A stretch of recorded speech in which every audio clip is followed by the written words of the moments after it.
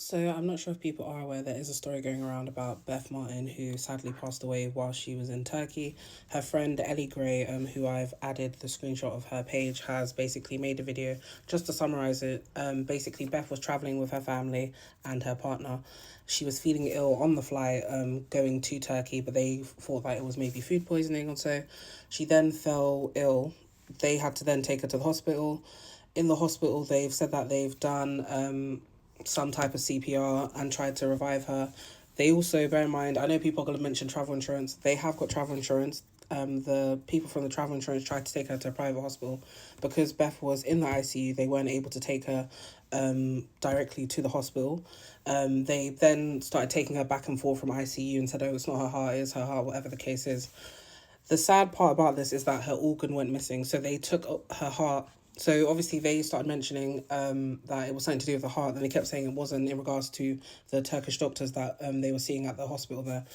Then when the heart went missing now, they didn't know, obviously, sorry, the heart went missing until the body was brought back. And the most thing that the Turkish hospital was concerned with was, are they going to sue them? And I'm thinking, someone has, you haven't even done the proper practices in regards to trying to revive me. Oh, not revive me, but revive my friend and family member.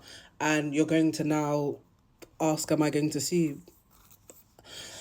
Obviously, they have raised a GoFundMe as well if you want to donate. That you just need to look up the name here as well. They said that Beth was the sole provider. Not sole provider, sorry. The partner was the provider because he was a carpenter, but he's self-employed. And obviously, with what's going on, I think Beth was a stay-at-home mum. So the house is just, in a sense, like they've got through. They're going through a lot because of the grief and everything. But this made me look into other issues that have happened in Turkey in regards to organs going missing as well, and it reminded me of a case that happened. I think it was last year. So there was this case here with this woman called Kaydell Brown who did an MOT in Turkey, and I believe when they took the body back from Turkey to the UK, they basically found that part of her brain, I think it's heart and lung, were missing, which they didn't disclose any of this as well though. So this is another thing. I feel like with these cases abroad, not even just the surgery side, obviously Beth didn't go there for surgery. Well, she went there for a family holiday and everything. But it is very dangerous going abroad as well with a lot of doctors that do not care for your self, not even self-care, but your general health as well and stuff. And it is very hard sometimes to advocate for yourself when there is a language barrier also. Because I believe in Beth's case, sorry, this is the partner here as well. In Beth's case, it could have been prevented, and they have the audacity to now start questioning the partner.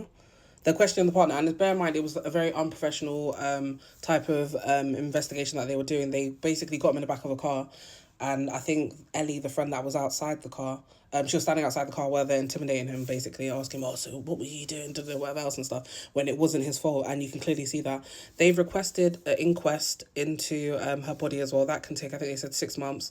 They've also going to try fight this as well in regards to taking the legal route. But just in case, if someone is going to Turkey and they do want to raise a complaint in regards to issues with the treatment that they're facing at hospitals or general health, you will have to contact the Ministry of Health in Turkey, and then the number to call is 11. I think it's 184, and then there is an option to choose for.